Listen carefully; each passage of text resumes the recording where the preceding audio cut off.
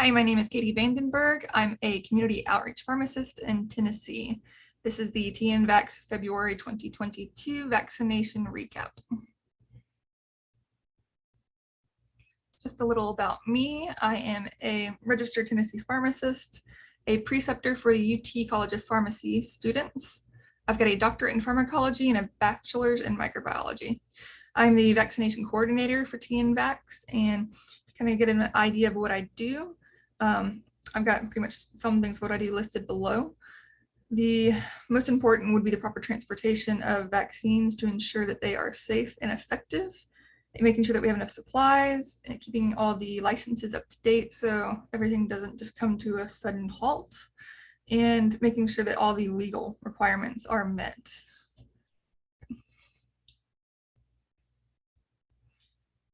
The University of Tennessee uses something called Core Elms, which is my dashboard to kind of get an idea of how I teach. It's got the community class kind of information, the COVID precautions, and the syllabi. And it's just, I've had this up here to kind of give you a better idea of the roles of a preceptor and kind of what it entails in working with student pharmacists. So my name is Hannah Pierce, and I am a fourth year pharmacy student with the University of Tennessee, and I've been with Dr. Vandenberg this month. So coming into this meeting, Dr. Vandenberg wanted us to kind of think on these questions and kind of give you an idea of what we've been doing. So the first question is, why did you choose TNVAX for one of your advanced pharmacy practice experiences? So I chose this rotation because it really is a unique experience. Not only are there no other rotations offered that are like this one, but I'm not really aware of any other experiences like this in the world of pharmacy. And I wanted to kind of see what it was about and just experience something different. And then I also wanted to sign up for this rotation because COVID vaccines are a really big part of community pharmacy right now. And this rotation has allowed me to brush up on some of my preparation and administration techniques for each of the different COVID vaccines. And then it's also helped me stay up to date with all of the different policy changes regarding COVID. So what was my favorite thing about the month? I'd have to say that my favorite part of the month was getting to interact with a diverse patient population and then also administering pediatric COVID doses. So I'm from a really small town, and there's not a lot of diversity in the patient population. So getting to interact with people of different races, ethnicities, and cultures was something that I really enjoyed. And I was also able to gain more experience administering those COVID vaccines to children, which will be very helpful going forward in my pharmacy career. So what do I plan on doing after graduation, and how did this rotation help me in my goals? So immediately after graduation, I plan to work in an independent community pharmacy. And this rotation has helped me prepared by that, or for that, again, by just helping me brush up on my technique. And then also helping me stay up to date on guidelines for the storage and preparation of the different COVID vaccines, the different schedule changes for the doses, and then offering kind of guidance into the ordering and documentation of COVID vaccines. But ultimately, my goal is to open up my own independent pharmacy. So this rotation has taught me a lot about the different aspects of running your own business that I might not have gotten in a chain pharmacy.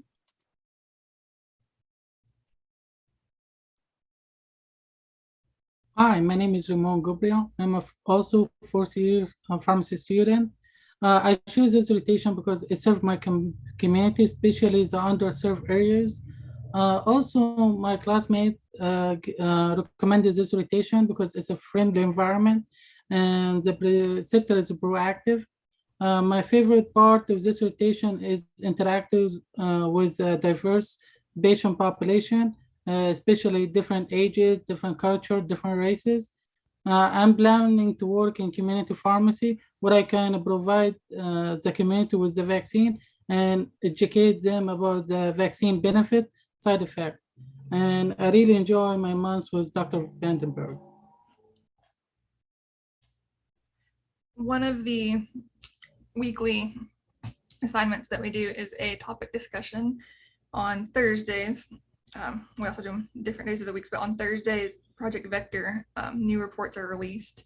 This is a screenshot of the Project Vector dashboard once you're approved for a login.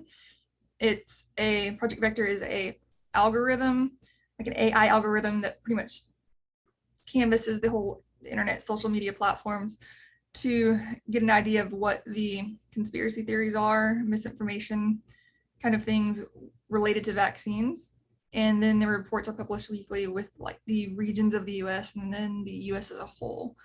And it kind of gives you a good idea of what different misinformation ideas are happening depending on what part of the US it is.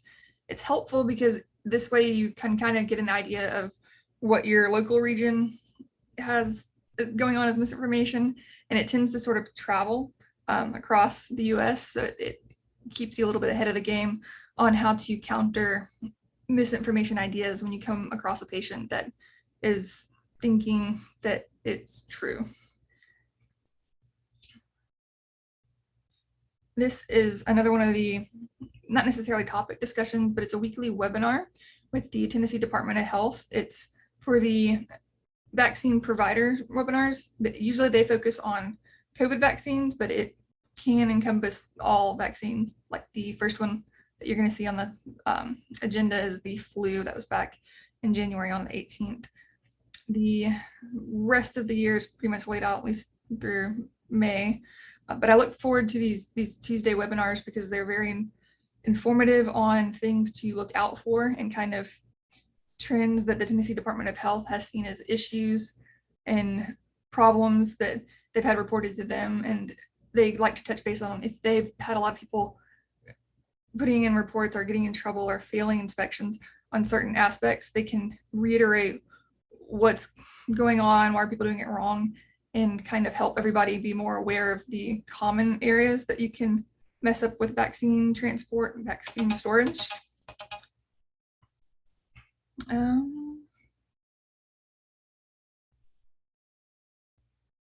Can y'all hear me? Okay, my screen went blank for a second. All right, so the first clinic we had for the month was the Second Harvest Food Bank of Middle Tennessee.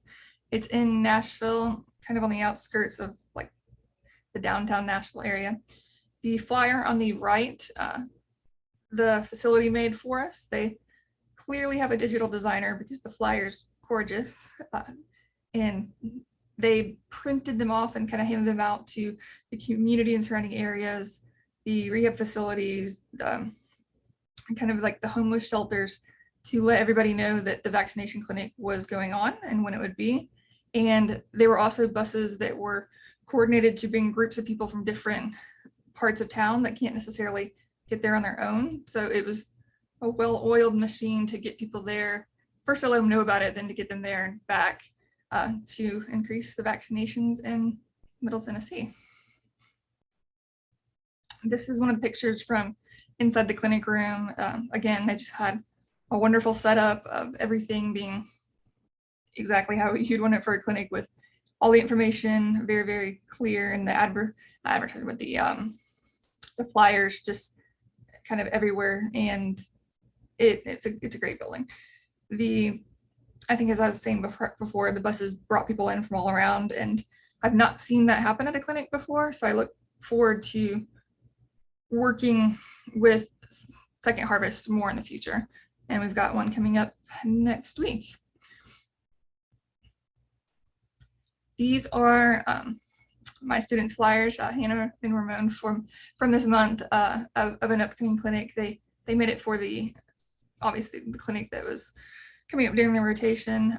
These were used on social media sites to help get the word out, and also sent to the facility of where the clinic was going to be to put around so people could know ahead of time that the clinic was going to be there. And on one of the clinics we had this month was on a Saturday, which is really helpful for parents or just really busy people that don't have time to take out of their day during the week to go get vaccinated. That simple little inconvenience can be just enough to make it where some people don't want to bother getting vaccinated because they consider it too much of a hassle, especially if you've got a lot of people in your family and you have to kind of coordinate everything. The Saturday clinics are convenient because it's just walk-in. They just come as you are. Saturday, it's very laid back. They're in and they're out, and it doesn't really eat into the time in their day very much. Oh, actually, there's one more thing I wanted to mention on that last slide. So that's actually my mother. She volunteers at a lot of the clinics at the registration table. I guess most of the clinics. She likes to volunteer for the clinics because she finds them enjoyable, talking to all the different people in different parts of town, different parts of Tennessee, around Middle Tennessee pretty much.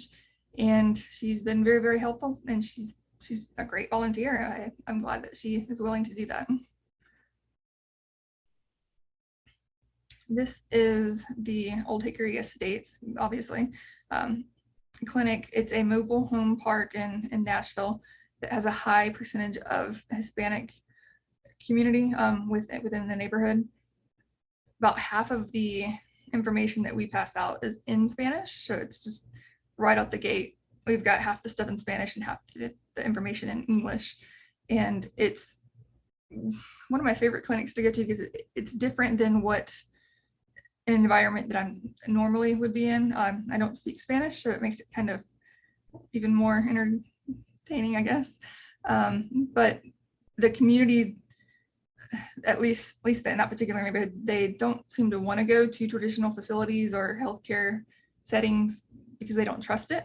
So doing the clinic within the neighborhood helps people actually come, feel safe. It's convenient, but I think more so than convenience, it's that they are encouraged by people they trust that it's okay, it's a good idea, that they should go get vaccinated.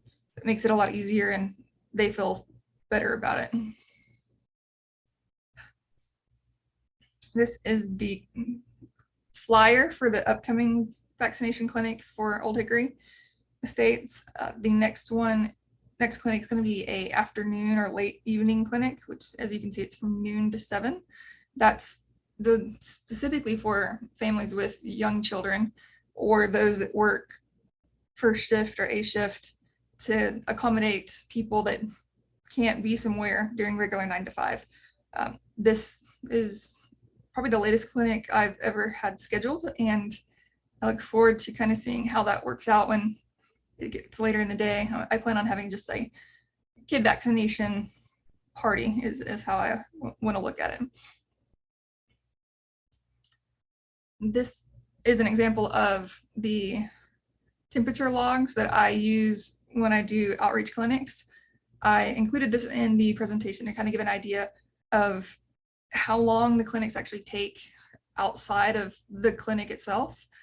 The day starts off with showing up at the pharmacy to pick up the vaccines, make sure all the reports are generated at the start of the day, and to ensure proper transport of the vaccines to the site. After the clinic, it's also going back to the pharmacy to return any vaccine inventory that wasn't used, to generate the data logger reports from the temp data loggers that are inside the cooler. And just a simple 5-hour clinic is easily from 8:45 to 6. So I wanted to include that to kind of give an idea that it's more work than what it looks like. And it's, yeah, it was what it is. All right, next slide. Okay, home shots. I also provide those to families or individuals that are homebound or disadvantaged, or for any reason they can't leave their home easily to go get vaccinated. The double-edged sword, I think, with the home shots is that population of people that can't tend to get out of their house to get access to vaccines are usually the ones that need it the most. So I like to be able to help communities that don't really have a lot of access or resources otherwise. There's not that many home vaccinators in Middle Tennessee. So I like that I can really help people in need that just really want a vaccine but don't have access to it.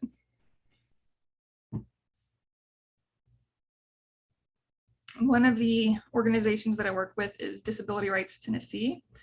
They help people with disabilities be able to access resources that they might not know about that will help them function in their day-to-day. And I receive referrals for home vaccinations from Disability Rights Tennessee, and that's what generates a lot of the bulk of my home shots that I give, and I like working with them. This is pretty much a photo gallery of some of my favorite photos from this last month. The students that I have that come every month, the student pharmacists, are given phones to take photos at all the different clinics and to kind of just be more creative. They have it on them at all times. I like to encourage them to remember, take photos, take photos, take photos, document. But I like seeing the artistic side of it, because the students might, usually they do, look at things from a different perspective. And I like having photos kind of from all different ideas of clinics and perspectives of ways to look at things. And the questions part of this presentation is going to be off the video. So thank you for watching. And if you would like to contact me, it's at k.vandenberg@tnvax.com, k.vandenberg@tnvax.com. Thank you.